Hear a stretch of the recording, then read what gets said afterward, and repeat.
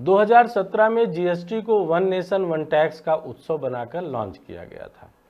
सरकार ने वायदा किया था कि टैक्स आसान होगा, दरें घटेंगी और जनता को राहत मिलेगी।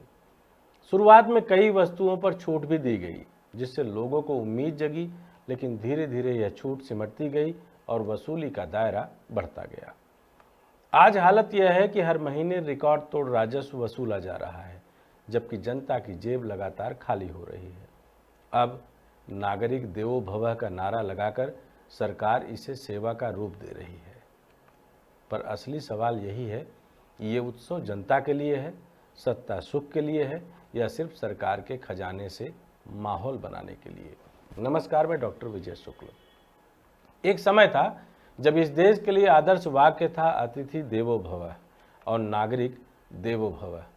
यह महज संस्कृति का कोई अलंकारिक वाक्य नहीं था, बल्कि उस गहरी भारतीय आत्मा का दर्शन था जिसमें नागरिक को सर्वोच्च स्थान दिया गया था। नागरिक यानी वह व्यक्ति जिसके अस्तित्व से ही राज्य की नींव खड़ी होती है। हम जिसको लोकतंत्र में लोक के जरिए बताने का प्रयास कर सकते हैं। लेकिन अतिथि देवो भव से लेकर नागरिक देवो भव तक की यात्रा में अमृत काल आने तक का इंतजार हमें करना पड़ा और 2025 में पहली बार नागरिक देवो भव एक उद्घोष के रूप में लगा, जब हमारे मुखिया, हमारे प्रधानमंत्री पीएम मोदी जी ने यह बोला कि नागरिक देवो भव। हमने भी देवता होने का एहसास कर लिया और निकल पड़े जीएसटी उत्सव यात्रा पर। लेकिन आज लगता है कि वह आदर्श कहीं खो गया है। प्रधानमंत्री नरेंद्र मोदी के डिजिटल इंडिया और न्यू इंडिया के सपनों में नागरिक अब देवता नहीं रहा, वह सब्सक्राइबर बन गया है। बुरा जरूर लगेगा, लेकिन शायद आप भी थोड़ी देर बाद सहमत हो जाएंगे कि क्यों। उसकी पहचान अब Aadhaar card number, UPI transactions, OTP और जीएसटी-IN के कोड में सिमट गई है। आज हालात यह है कि एक आम आदमी दूध खरीदता है तो बिल में जीएसटी, टूथपेस्ट लाता है तो जीएसटी, बच्चों को स्कूल की फीस जमा करता है तो जीएसटी, मोबाइल का रिचार्ज कराता है तो जीएसटी, यहाँ तक कि अगर वह किसी न्यूज ऐप या OTT प्लेटफॉर्म का सब्सक्रिप्शन लेता है तो भी जीएसटी। यह केवल टैक्स नहीं बल्कि एक निगरानी शुल्क है, जो हर पल यह साबित करता है कि सरकार आप पर नज़र रख रही है और आपको केवल एक ग्राहक की तरह ट्रीट कर रही है।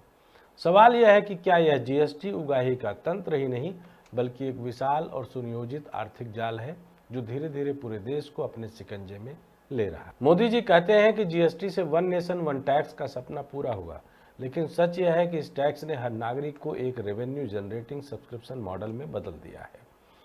जैसे नेटफ्लिक्स या अमेजन प्राइम आपको महीने का सब्सक्रिप्शन बेचते हैं, वैसे ही सरकार ने हर सेवा और हर वस्तु पर सब्सक्रिप्शन शुल्क लगा दिया है। फर्क सिर्फ इतना है कि यहाँ सब्सक्राइबर यानी हम नागरिकों की कोई मर्जी नहीं चलती। हमें यह सब्सक्रिप्शन लेना ही पड़ेगा, वरना कानूनन अपराधी घोषित कर दिए जाएंगे। आज का भारत एक ऐसा डिजिटल हाईवे बन गया है जहां हर लेन पर टोल टैक्स के नाम पर जीएसटी की वसूली हो रही है। पुराने समय में जब सड़कें बनती थी तो सरकार कहती थी सड़क आपकी है, हमने आपके पैसे से बनाई है। लेकिन अब हालात उलट गए हैं। अब कहा जाता है सड़क हमारी है, लेकिन चलने के लिए सब्सक्रिप्शन दीजिए। यह मानसिक बदलाव सबसे खतरनाक है। पहले नागरिक का टैक्स सरकार पर एक भरोसे का प्रतीक था, लेकिन अब टैक्स सत्ता की ताकत का प्रतीक बन गया है। डिजिटल इंडिया के दौर में यह जाल और गहरा होता गया। पहले लोग चीजें खरीदते थे, किताब, अखबार, टीवी। फिर किराए पर लेने की संस्कृति आई, VHS, कैसेट, DVD, कार। लेकिन अब हम सब्सक्रिप्शन के युग में हैं। न किताब खरीदी जाती है, न अखबार, न टीवी, बस सब्सक्रिप्शन। यह सब सुनने में सुविधाजनक लगता है, लेकिन असल में यह एक आर्थिक और सामाजिक कैद है। जब तक आप सब्सक्रिप्शन देते रहेंगे तब तक आपको सेवाएं मिलेंगी। जैसे ही आप भुगतान बंद कर देंगे, आपकी दुनिया ठप हो जाएगी। यह मॉडल इतना चुपचाप लागू हुआ कि हमें लगा कि यह हमारी सुविधा के लिए है, लेकिन यह असल में नियंत्रण और निगरानी का तंत्र है। अब सोचिए, पहले एक नागरिक किसी मुद्दे पर सरकार से सवाल करता था, धरना देता था, वोट के जरिए अपना गुस्सा जाहिर करता था। लेकिन जब नागरिक को सब्सक्राइबर बना दिया गया तो उसकी ताकत खत्म हो गई। सब्सक्राइबर सवाल नहीं करता, वह बस पेमेंट करता है। उसकी भूमिका सेवा लेने तक सीमित है। अगर उसे कोई दिक्कत है तो वह कस्टमर केयर कॉल करता है, जहां ऑटोमेटेड आवाज़ कहती है, आपका कॉल हमारे लिए महत्वपूर्ण है, कृपया प्रतीक्षा करें। यही स्थिति आज नागरिक और सरकार के रिश्ते की हो गई है। सरकार एक विशाल कंपनी बन गई है और नागरिक उसके ग्राहक। मोदी जी का नागरिक सब्सक्राइबर भव मॉडल इतना गहरा है कि इसमें हर कदम पर डेटा वसूला जा रहा है। आपके बैंक खाते से लेकर आपकी लोकेशन तक सब कुछ सरकार के पास है। हर खरीद, हर पेमेंट, हर सब्सक्रिप्शन का डेटा सरकार को यह बताता है कि आप क्या सोचते हैं, क्या खरीदते हैं, कहाँ जाते हैं। यह सिर्फ कर वसूली नहीं बल्कि डिजिटल साम्राज्य का निर्माण है। पहले साम्राज्य तलवार और बंदूक से चलते थे, अब वे डेटा और एल्गोरिथम से चलते हैं। जीएसटी इस डिजिटल साम्राज्य का सबसे मजबूत हथियार है। जब भी विपक्ष जीएसटी की ऊंची दरों पर सवाल उठाता है, सरकार कहती है कि वह सब विकास के लिए है। लेकिन अगर सच में विकास हो रहा होता तो जीएसटी से जुटा पैसा आम जनता के जीवन को आसान बनाने में लगता। हकीकत यह है कि स्वास्थ्य सेवाएं महंगी हैं, शिक्षा महंगी है और महंगाई लगातार बढ़ रही है। फिर यह पैसा कहाँ जा रहा है? क्या यह सिर्फ सत्ता की तिजोरी भरने का माध्यम बन गया है? मोदी जी का दावा है कि जीएसटी ने भ्रष्टाचार खत्म कर दिया, लेकिन जमीनी हकीकत यह है कि छोटे व्यापारी, ठेले वाले, दुकानदार सब परेशान हैं। हर कोई जीएसटी रिटर्न भरने के चक्कर में सरकारी वेबसाइट और बिचौलियों के बीच फंसा हुआ है। यह टैक्स सिस्टम इतना जटिल है कि आम आदमी इसे समझ ही नहीं पाता। पहले टैक्स की किताबों में भ्रष्टाचार था, अब टैक्स के डिजिटल पोर्टल में भ्रष्टाचार है। फर्क सिर्फ इतना है कि पहले घूस नकद दी जाती थी, अब घूस डिजिटल कोड में दी जाती है। सोचिए, जब कोई सरकार अपने ही नागरिकों को सब्सक्राइबर मानने लगे तो वह उनकी भावनाओं का कितना ख्याल रखेगी। सब्सक्राइबर का कोई चेहरा नहीं होता, वह सिर्फ एक नंबर होता है। जब तक नंबर सक्रिय है, कंपनी को उससे फर्क पड़ता है।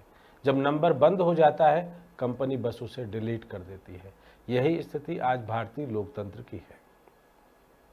चुनावी मौसम में नागरिक का वोट मायने रखता है, लेकिन जैसे ही वोट पड़ जाता है, नागरिक फिर से एक सब्सक्रिप्शन नंबर बनकर रह जाता है।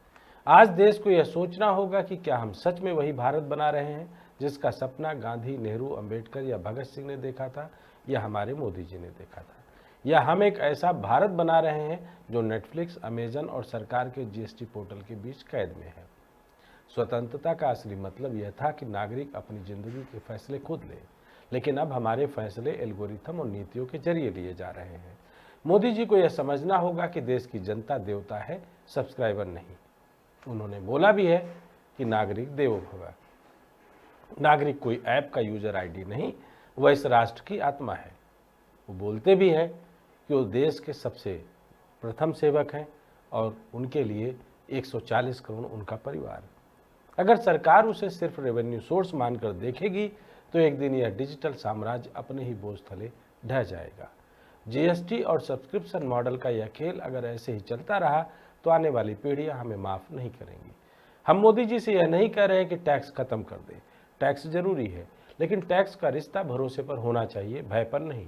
टैक्स एक नागरिक का योगदान होना चाहिए, ना कि उसकी मजबूरी। आज जब हर नागरिक खुद को देवता नहीं सब्सक्राइबर महसूस करने लगे तो समझ लीजिए कि लोकतंत्र के ताबूत में आखिरी कील ठोक दी गई है। मोदी जी, हम देव नहीं हैं, लेकिन सब्सक्राइबर भी नहीं बनना चाहते। हमें नागरिक बने रहने दीजिए, क्योंकि अगर यह देश सिर्फ सब्सक्रिप्शन मॉडल पर चलने लगा तो एक दिन यह सब्सक्रिप्शन खत्म हो जाएगा और उस दिन लोकतंत्र की आखिरी स्क्रीन पर सिर्फ यही लिखा होगा, एरर 404, नागरिक नॉट फाउंड। अगर आपको लगता है कि सब्सक्राइबर की तरीके से हम लोग जी रहे हैं और वाकई सब्सक्रिप्शन मॉडल की कोई मियाद नहीं है, तो आप अपनी राय जरूर रखें, क्योंकि आपकी राय इस एरर 404 का सलूशन हो सकती है। जय हिंद, जय भारत।